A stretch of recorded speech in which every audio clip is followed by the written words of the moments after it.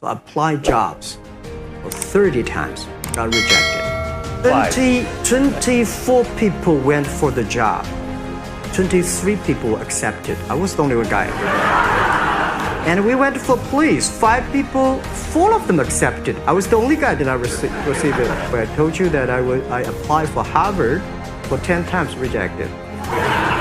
So for me, being turned down, rejected.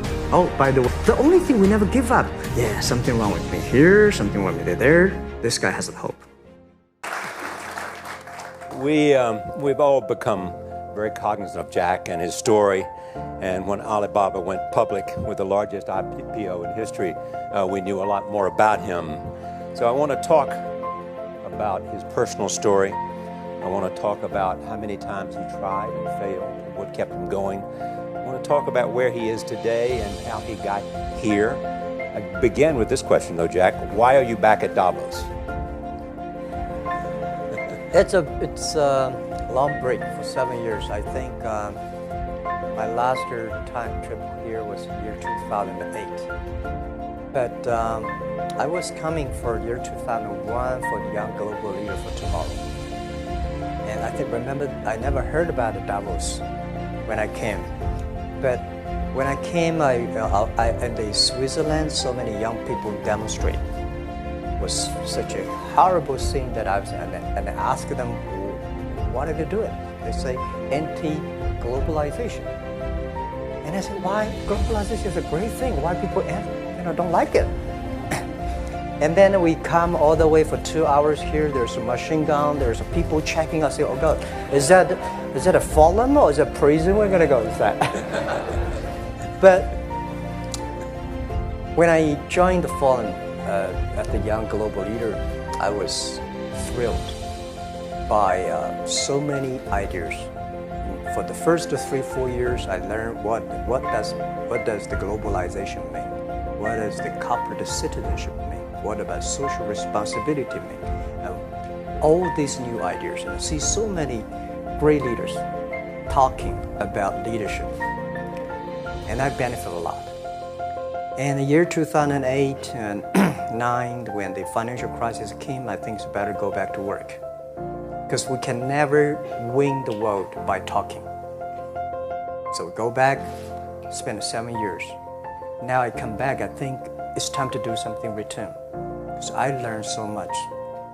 Let's talk 12 years ago. So why I should not talking to the young global leader of today, sharing with them how we gone through. So that was the thing. Let's start with where you are today. Just how big is Alibaba? How many people come every day? How many people come in a week? How fast is it growing? Yeah, we have over 100 million buyers visiting our site, shopping our site every day. And we created 100 million every day. We created 14 million jobs for China, directly and indirectly. And we grow from 18 people to 30,000 people, 18 people in my apartment, to now we have 4 big campus. Compared to 15 years ago, we were big, but compared to 15 years later, we're still a baby. How big will you be 15 years from now? I think 15 years ago, I told my team that 15 years, in the past 15 years, we grow from nothing to this size. And 15 years later, I want people to know about Alibaba, know Taobao, because it's already everywhere. I want 15 years ago when we talk about what is e-commerce, why small business can use this e-commerce, use internet, can do business across the nation. And I hope 15 years later, people forget about e-commerce because they think it's like electricity. Nobody thinks it's a high-tech today. Now, this is something that I don't want 15 years later. We still walk on the street talking about why and how e-commerce can help people. You tried to get into 3 colleges. Each time they rejected you. No, I tried. There's examination that young people, if you want to go university, you have to take the examinations. So I failed 3 times. Right. But a lot of fail. I failed for funny things that I failed a key primary school test for 2 times, and I failed 3 times for the middle schools, and. You will never believe in Hangzhou, my city, there's only 1 middle school that lasts only 1 year. It was changed from primary school to middle school because our graduates of our school, no middle school accept us because we were too bad. They would become a middle school. What effect did it have, though, being rejected? Well, I think we have to get used to it. We're not that good. Even today, we still have a lot of people reject us. I think when I graduate from universities, and before for 3 years I tried to fill in the universities. So I applied jobs for 30 times, got rejected. I went for a police, they said, no, you're not good. I went to even the KFC. When KFC came to China, come to my city, 24 people went for the job. 23 people accepted. I was the only one guy. And we went for police. 5 people, 4 of them accepted. I was the only guy that I received it. So to me, being turned down, rejected. Oh, by the way, I told you that I applied for Harvard for 10 times, rejected. I know I'll be rejected. I just don't want to say that. Yeah, sorry now. 10 times you wrote them and said, I'd like to come to Harvard. Yeah. And then I told myself someday I should go teach there, but I think that can be arranged. Richard Nixon came to Hangzhou. Yeah. And after that, tourists flooded the place. Yeah. And that's how you learned English. Yeah. I really like I don't know why, at 12, 13 years old, that time I suddenly fell in love into the language, the English. And there's no place you can learn English at that time. There's no books, English books. So I went to the Hangzhou Hotel, now called Hangzhou Shangri-La Hotel, because that was the hotel can receive the foreign visitors. So every morning for 9 years, I showed them around as a free guide, and they taught me English. And I think that changed me. Today, I'm 100% made in China. I've never got a one-day train outside China. And when people talk to me, say, Jack, how can you speak English like that? Why sometimes you talk like an Western guys? I think that was the 9 years. These Western tourists opened my mind because everything they told me are so different from the things I learned from the schools and from my parents. So now I have a habit. Whatever I see, whatever I read, I use my mind. Think about it for 2 minutes. And is that how Ma Jun became Jack Ma? Actually, Jack, the name was given by a lady in tennis. She's a tourist. She came here and she said she came to Hangzhou. We become a pen friends. Ma Ring is so difficult to pronounce. So she said, do you have an English name? I said, don't. So can you give me an English name? She said, okay. She said, my father called her Jack, my husband called Jack. What do you think about Jack? I said, good. So I've been using that for that many years. Yeah. First visit to America, 1995? 1995, yeah. I came here for a project helping the local government to building up a highway. And you tried the internet? I tried the internet in Seattle. And in a building called the U.S. Bank. I don't know whether the U.S. Bank is still there or not, but it's a building. And my friend opened a small office, which is like only 10% bigger than this room. And there are a lot of computers in there. And he said, Jack, this is internet. I asked, what is internet? He said, search whatever you want. At that time, they used Mosaic, very slow. Right? And I said, I don't use it. I don't want to type because computer is so expensive in China. If I destroy it, yes, I cannot pay. He said, just to search it. So I searched the first word, beer. I don't know why, because it's easy to spell, baby. And I see beers from Germany, beers from USA, beers from Japan, but there's no beer from China. And I say, okay, type the second word is China. No data. Nothing. And I say 1995, no data about China. So I talked to my friend, why not make something about China? So we made a small, very ugly looking page called China. It's something like I did a translation agency, we listed on there. It was so shocking. We launched at 9:40 in the morning. 12:30, I got a phone call from my friend. He said, Jack, you got 5 emails. I said, what is email? And they say, these are the things. So people so excited. Where are you? This is the first time I see a Chinese website on that. How can we can we do something together? So I think this is something interesting. So we should do it. Why did you call it Alibaba? Alibaba? Well, when I started, I think internet is global. We should have a global name. And a name that, interesting, like at that time, the best name is Yahoo. Right? So I've been thinking for many days, suddenly think Alibaba is a good name. So I was happened to be in San Francisco that day. I did have a lunch, and the waitress came. I asked her, do you know about Alibaba? She said, yes. I said, what is Alibaba? She said, Open Sesame. Good. So I went on the street, asked about 10, 20 people. They all know about Alibaba, 40 Thieves, and Open Sesame. And I think this is a good name. And start with A. Whatever you talk about, Alibaba is always top.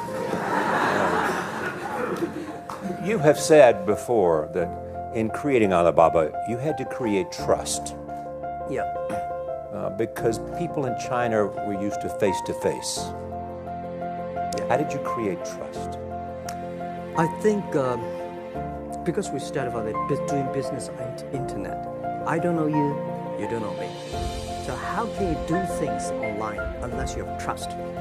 So for e-commerce, the most important thing was trust. I think when I first went to USA for raising money, talked to the venture capitalists, a lot of people say, oh, Jack, no. China doing business by the guanxi. How can you do business on the internet? And I know that without the trust system, the credit system, it's impossible to do business. So in the past 14 years, everything we do is trying to build up the trust system, the record system. Well, Charlie, I'm so proud today. When I talk to young, today in China and in the world, people don't trust each other. The government and people and media and everybody think, this guy's cheating. But because of e-commerce, we finish 60 million transactions every day. People don't know each other. I don't know you, I send products to you. You don't know me, you wire the money to me. And I don't know you, I give a person a package, I don't know him. He took something to cross the ocean, cross the river, and send. This is the trust. We have at least 60 million trust happening every day. But you created it by creating an escrow account in the beginning. Yep. And so you keep the money until they got the product. Yeah. And then you release the money. That's true. I mean, the escrow service is about Alipay. When I had this idea, I would love Davos, because it was a big decision. Because for first 3 years, Alibaba is just like e-marketplaces for information. What you have, what I have, we talk a lot of time, but don't do any business. Because there is no payment. I talked to the banks. No banks want to do it. Banks say, no, this thing never work. So I don't know what to do. Because if I start to launch a payment system, it's against the financial legal laws. Because you have to have a license. But if I don't do it, e-commerce will go nowhere. So then I went to Davos. I listened to a leadership discussion. Leadership is about responsibility. And after I listened to that panel, I give a call to my friends, my colleagues in my apartment, say, do it now, immediately. If something wrong, the government not happy about that, if one body has to go to the prison, Jack Ma go to the prison. Because it is so important for China, for the world, to build up the trust system. And if you did not do it, and do not do it properly, stealing money, money wash, no trust record, I send you to the prison. So that was the thing. And people don't like it. So many people I talked to at that time for Alipay, they say, this is the stupidest idea you have ever got. But I say, I don't wear the stupid clever as long as people use it. Now we have 800 million people using this Alipay. Stupid things, if you do whatever is better. Alipay is a privately held thing. It's not part of Alibaba. No, it's a Let private. me talk about money for a second. Yeah. You have never gotten money from the Chinese government? No. None. I want it at the beginning, and later I don't want it, because I think if the company always think about picking money from out of the government pockets, that company is rubbish. Think about how can you make money from the customers and market and then help customers succeed. That's our philosophy. No money from Chinese banks? No. I at that time I want, and now they want to give me, I don't want it. Yeah. All right. Your relationship with the government. Yeah. What's your relationship? I mean, if they didn't, here's what some say, that you have existed in an environment that's not, they have restricted competition for you. And that's a pretty good thing to do for a private company. Yeah. I think the relationship with the government for us is very interesting.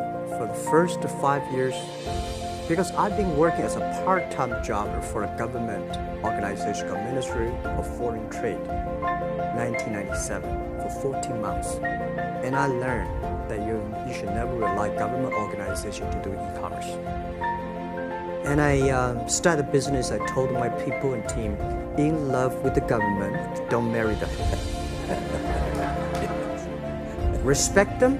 And a lot of people say, well, government officers talking about internet, the censorship and this, that, and they worry about. I think it's the opportunity, it's a responsibility talking to them. Tell them how internet can help.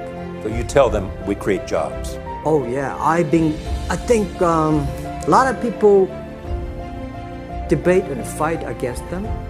And in the first 12 years, anybody come to my office, I sit down, talking to them, how we can help the economy, how we can create jobs, why China will improve by the internet. I think because internet that time is new to any government. And if you convince somebody, and you have the chance. So today I'm very talkative. That probably this is why I talk to so many people. You were also seen in Hollywood. Yeah. What are you doing in Hollywood?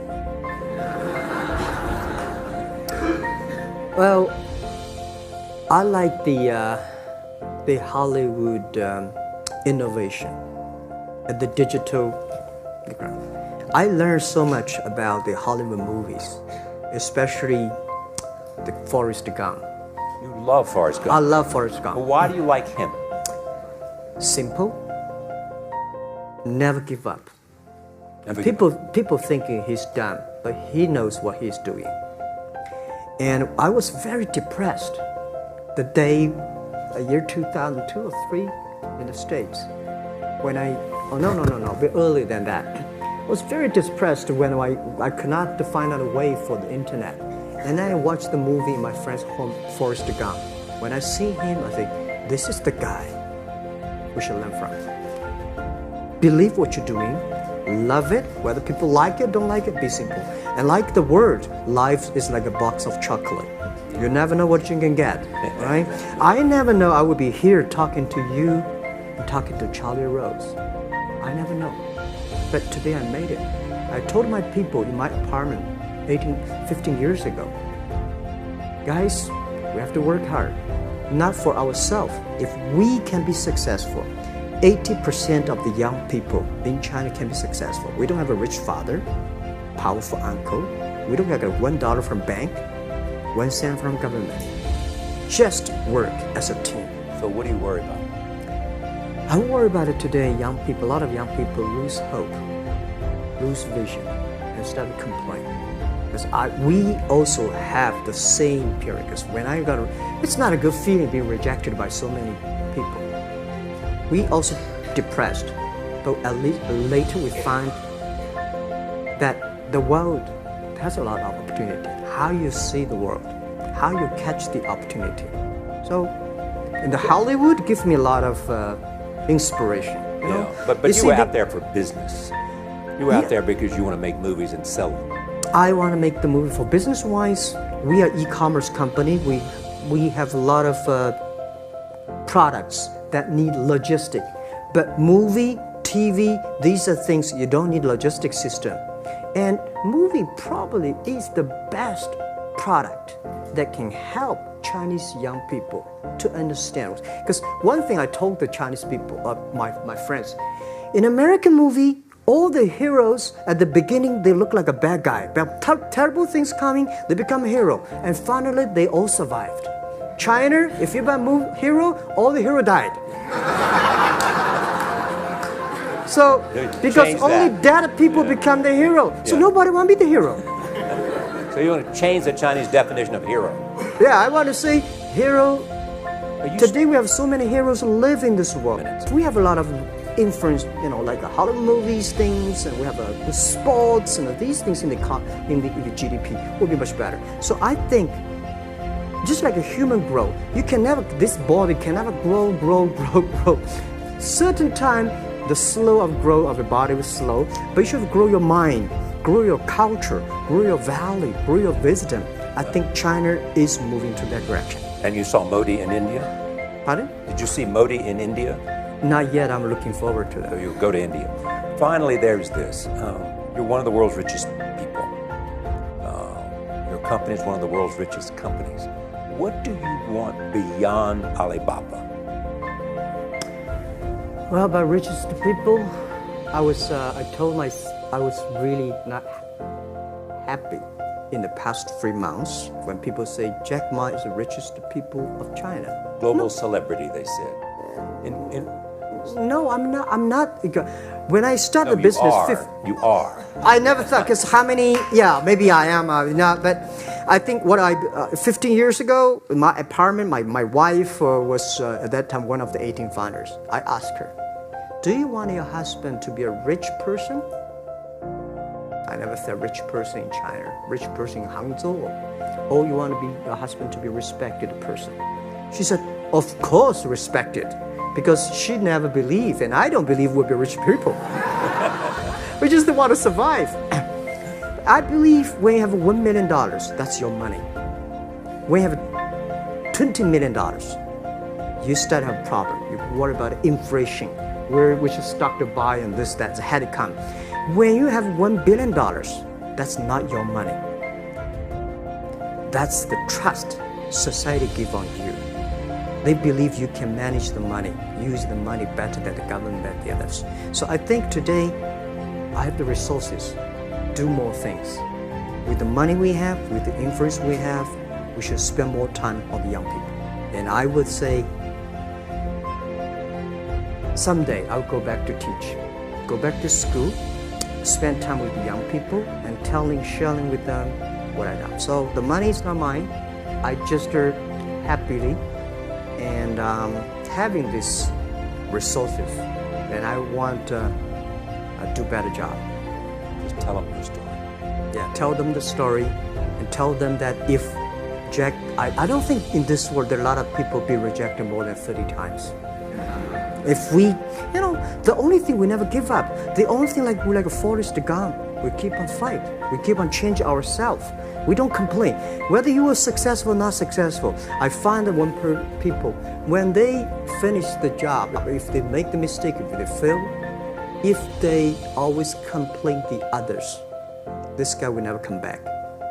If the guy only check himself, something wrong with me here, something wrong with me there, this guy has a hope. Jack, on behalf of everybody in this audience and a television audience around the world, thank you for taking your time to be with us. Thank you.